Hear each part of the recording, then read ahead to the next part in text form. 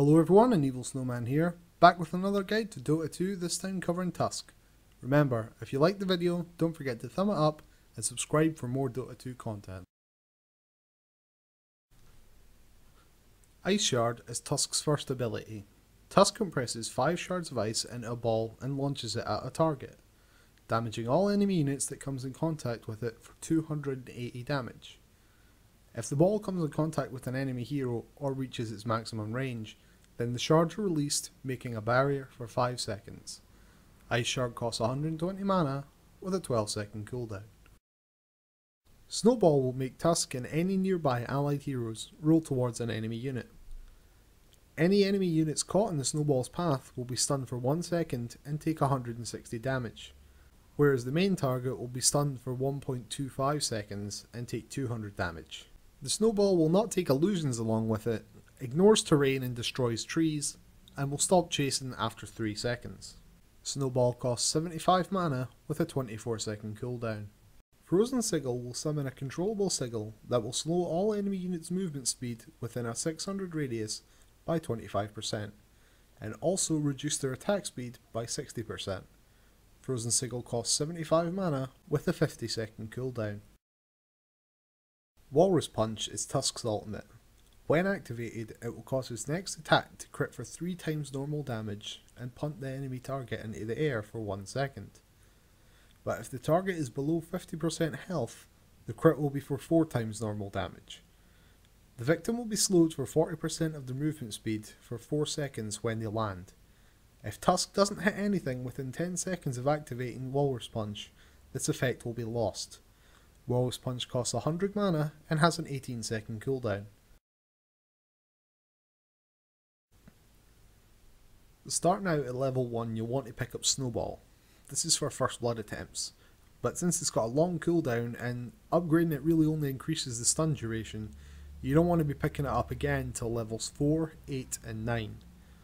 Ice Shard should be maxed first, as this is your early game nuke spell, so you should take it at levels 2, 3, 5 and 7. Now although it might seem that Frozen Sigil would be a very useful spell in the early game, nukes are really what it's all about rather than your basic auto attacks. This is why Anti-Mage and certain other heroes that rely on their auto attacks really scale well until the late game. Except Dro, but everyone knows that Dro is bullshit. So because of this, and that we're going to have mana problems, we don't want an extra button to hit. This is why we take Frozen Sigil last, and it is maxed last at levels 10, 12, 13 and 14. Walrus Punch is a good ultimate and you want to take it every time it's available, taking it at levels 6, 11 and 16. Stats will fill in the hole at level 15 as usual, and then from 17 onwards, stats is the way to go.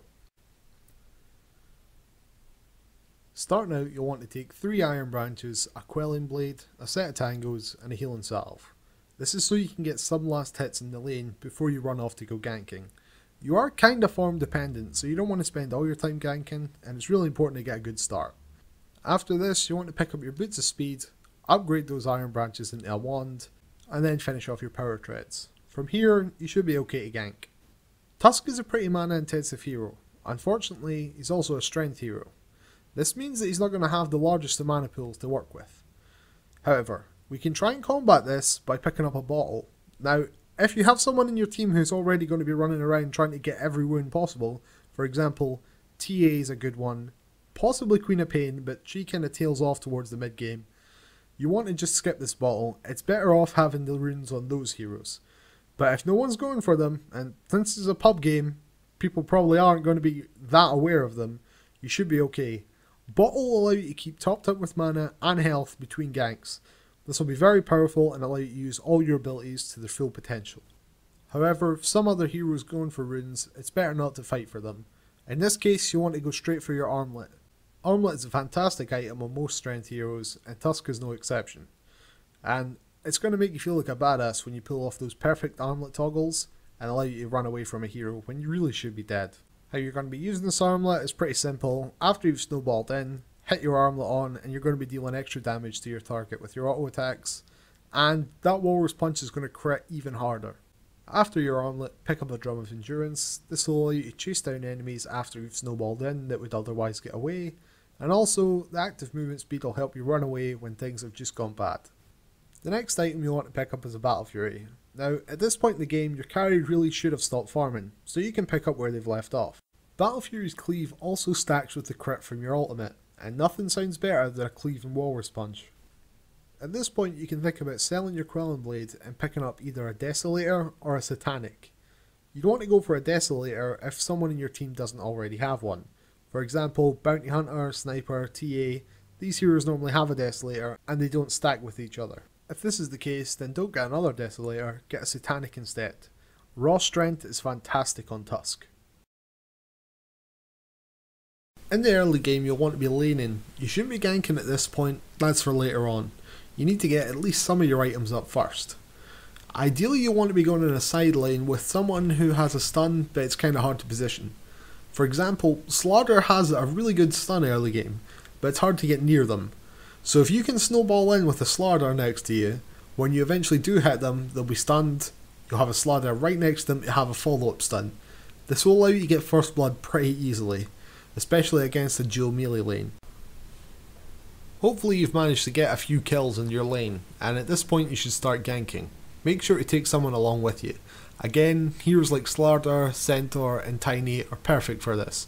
Dragging someone along in a snowball is a really powerful ability. When you've decided who you're going to be initiating on, make sure anyone who's coming along for the ride is on your snowball train. Snowball onto your target and use the in-game voice communication to try and coordinate a stun. There really shouldn't be any excuse, especially with the new language filters that Valve have added recently. Then, if they're still alive and going to be getting away, use your Ice Shard. This will block them in place and force them to at least turn around and get out of that lovely horseshoe. Remember that your ultimate will also put the enemy up in the air, which is kinda a pseudo disable.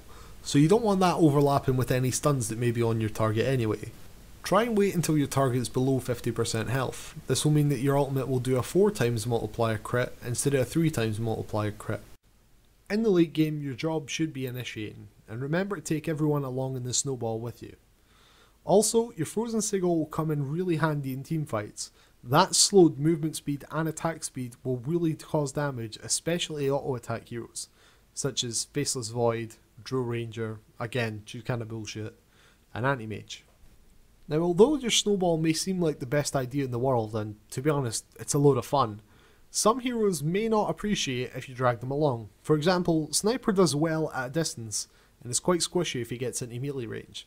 So, although you want to take most of your team around, Sniper and heroes like him you can leave behind. It's also a good idea to have Snowball available if the team fight's not going well. Not only will it help you drag your team into fights, it can also help them drag you out of the fights. So if it's off cooldown for whatever reason, and you have vision of a neutral creep, since Snowball will ignore all the terrain and destroy the trees, you can target the neutral creep, snowball everyone out of the fight, and then the other team have got to come and chase you. In the right situation, this would really help you minimise your losses if a team fight isn't going your way. Thanks very much for watching this guide. If you liked it, feel free to subscribe, like and favourite down below, and comment on anything you think I should change, or perhaps it might be of use to anyone else watching this guide. I'm AnEvilSnowman, and I'll see you in the next video. Also,